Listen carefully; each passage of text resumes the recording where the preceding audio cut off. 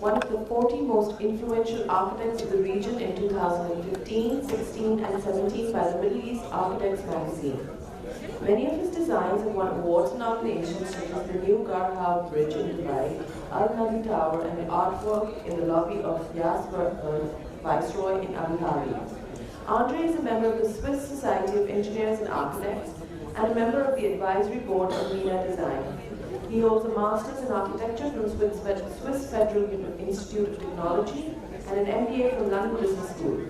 Before his independent career, he worked with Signature Architects and Santiago Calatrava. He established the architectural department for an international engineering company in the UAE and developed real estate for various sovereign wealth funds in the Middle East. Andre, I would request you to please come on stage. Andre is present. Good morning, everybody. Thank you very much for the introduction, and thank you very much for the IAPEX team to bring me here. I really enjoy and appreciate every moment I have. And thank you very much, all of you, to come here. So, the presentation is about realizing visions and making sure that the utopia doesn't stay unbuilt. And I would like to show you a very personal way how I actually think we can build the unbuildable. Okay, next please. So the presentation is grouped into 3 parts. One tells you a little bit about the context. Then we have some case studies and questions and answers. I have been advised that questions and answers needs to be cancelled and will be done afterwards. So next please.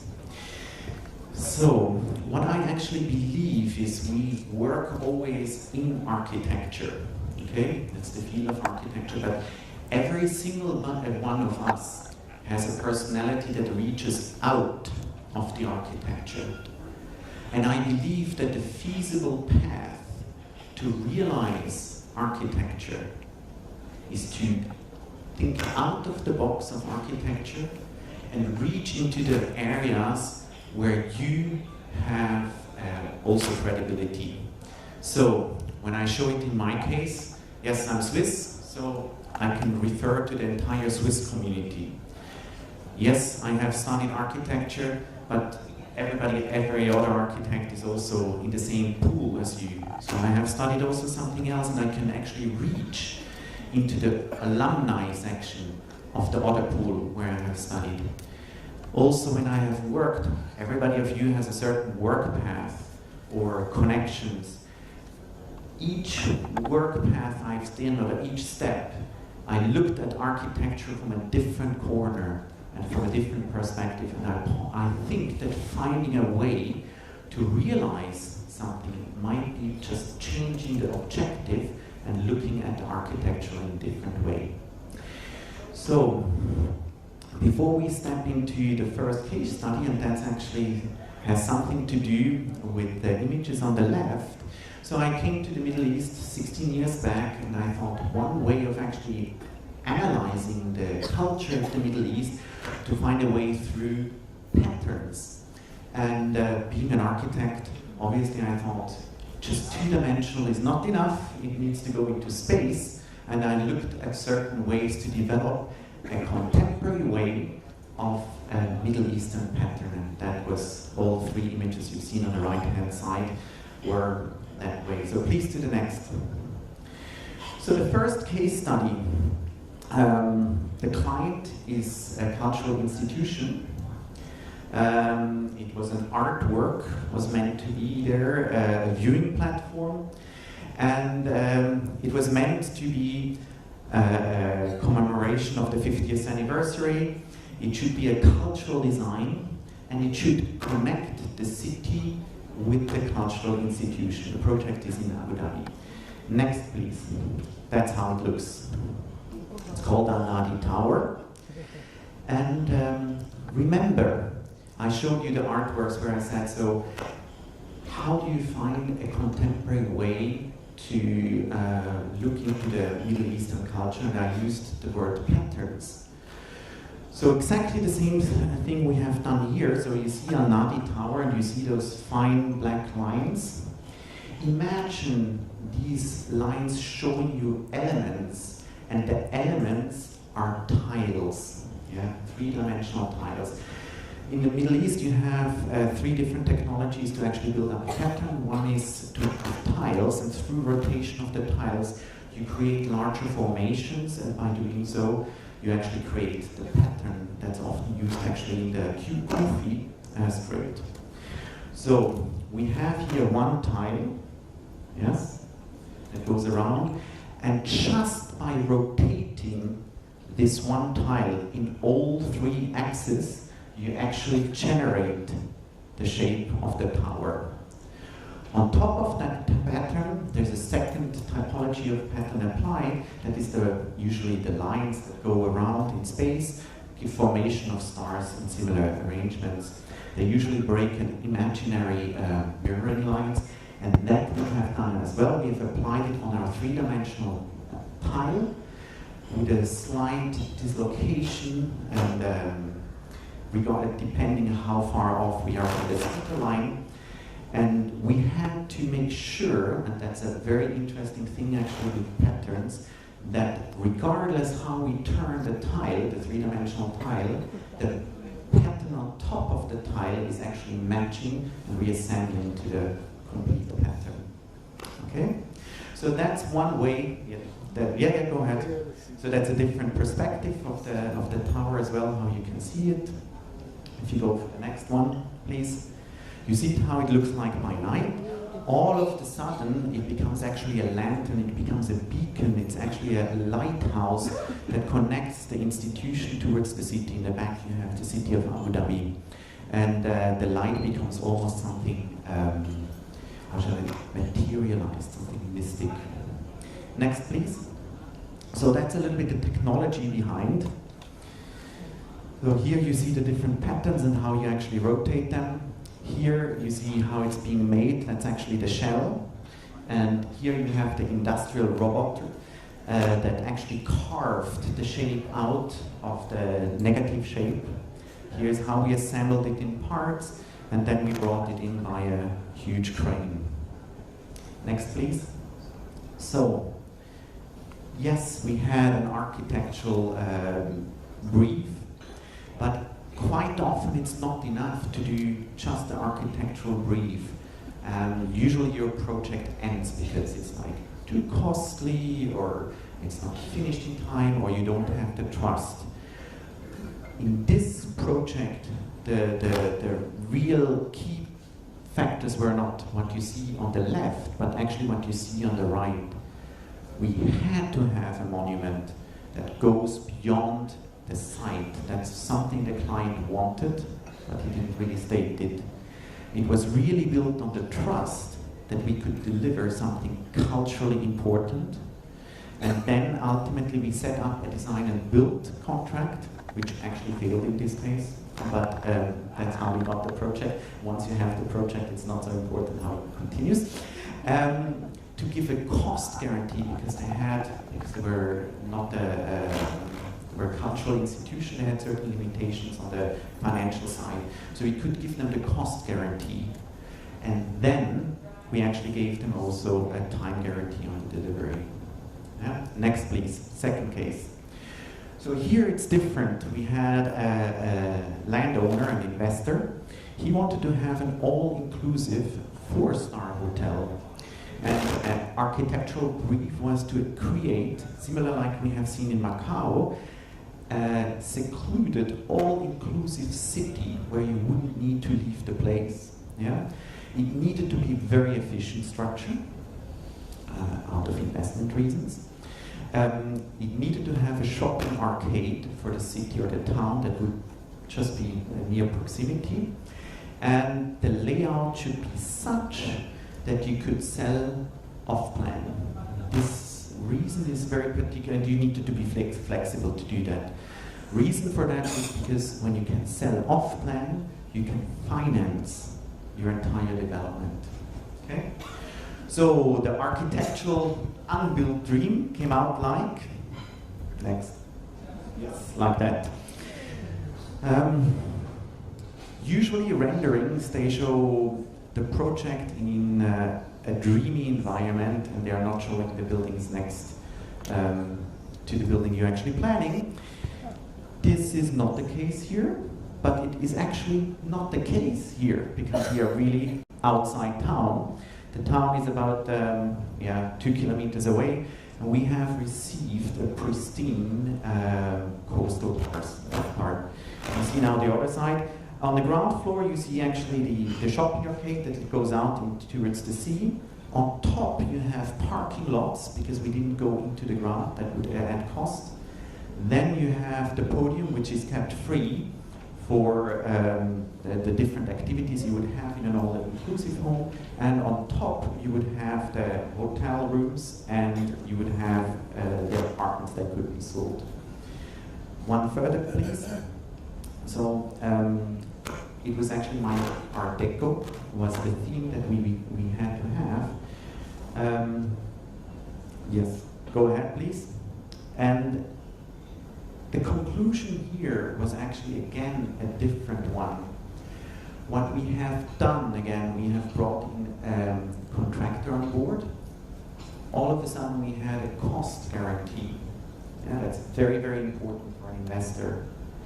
Then we have brought in a hotel operator, which makes sure that as a business investor, you can sustain yourself in the market. And then we have brought in a tour operator, which made sure that the building was occupied for the first 6 years of operation. So all of a sudden, we took away literally almost any risk you would have as an investor when you do larger projects. Okay, next again. Case study 3. It's a developer. They would like to have a residential tower again in Abu Dhabi, and the architectural brief was to be different. Everybody wants to be different. Very high efficiency, and to have a very, very specific product mix. Okay, that's what we have actually come up with. The architectural concept was to actually have a very simple structure that would develop over the 46 floors. And we had a second layer that was attached from a balcony floor plate to balcony floor plate. And the pattern would actually open and close, provide privacy or no privacy, depending on the buildings that would stand next to it. So you see actually the neighboring building on that side goes about this high up, and then afterwards we could actually retain the free view. On the front and the back, it's also the entire screen is more open in order to provide a higher visibility out. Next, please. We have a little bit closer view where you can see how we reach the height, where we are open and where we can enjoy actually a private view out. Next, please. And here's the street view. Again, you see the front is relatively open and it closes on the side where you have buildings next door. Next, please. Atrium was like the entrance lobby. Very, very efficient. That's exactly what the client wanted. Next one. And we have a view how the whole apartment looks like. It's a very open apartment in general. And you see how the screen that actually gives a far view impact is actually relatively transparent when you are inside, and that has to do with the scale you really apply to it. Okay. Now, again, how did we get a client to convince that we are the right people to get the project, not only in our portfolio with the renderings, but literally to get it built? Is the efficiency of the floor plate was 85 per request. We achieved 91. The matching of the product mix was 100%. We achieved that through having multiple floor plans that we could swap exactly the way to achieve the product mix they wanted. And last but not least, we carved out 99.9% of the maximum built-up area allowed on that plot. And I think those are arguments that actually count for an investor. Next, please. Case study 4, it's a semi-governmental headquarters in Dubai. And the brief was to have a futuristic building, as everything that's in Dubai. It should be offices, internal offices on one floor only, and the security issue should be addressed. And that's what we have done. Okay. So, just to give you a little scale, one side is 100 meters. That's 1,000 feet approximately.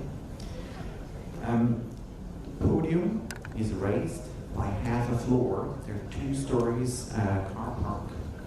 We also raised the podium out of 2 reasons. One was we have very high water table because the sea is quite close.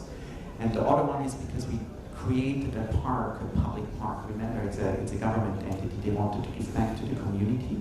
And if you raise a park a little bit up, you feel very, very comfortable, because Dubai is like an American city where all the cars are driving around. And just by lifting up the park, you create security for people who are out there. Then you have those legs that bring up the entire building.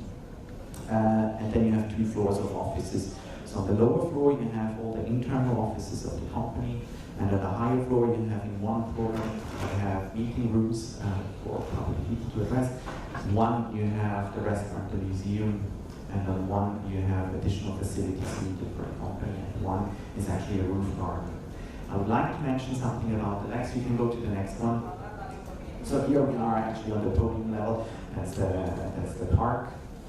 So those legs they look very unstable, but they are very stable. They are hyperboloids, and hyperboloids are the most stable structure you actually can have, because every point on the hyperboloid is defined by individual 3 coordinates. They are tilted for one, and they are non-symmetrical, but that is just the little thing. Next one, please. So here we are in the office in the upper floor, and you can actually see that there's a little green sinker in between. This is not only to bring natural light in, so the entire office is defined, despite the fact that we have 100-meter length or 50-meter length per quarter. We get natural light through every seat and every workstation. Yeah, and that's one of the reasons. But that is not only that's finite. The gap between the quadrants is also to have actually the fire distance. Yeah, so all of a sudden we actually use that. So next one, that is finite. And now we have a little tour, maybe. Can we have the movie, please? Next one.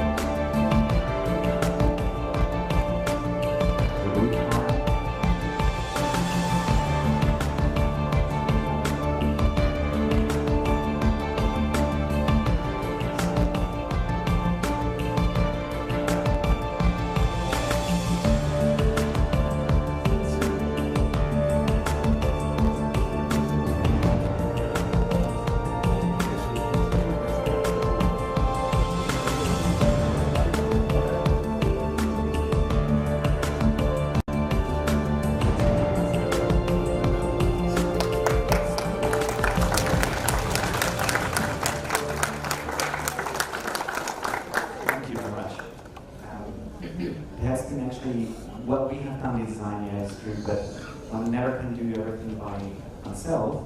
So it has actually been done by a company that has helped to design the Independence Day, the movie. So, but going back, you possibly also, you as architects believe that's absolutely fantastic and great, I hope, maybe not. But as an investor, you wouldn't even touch it.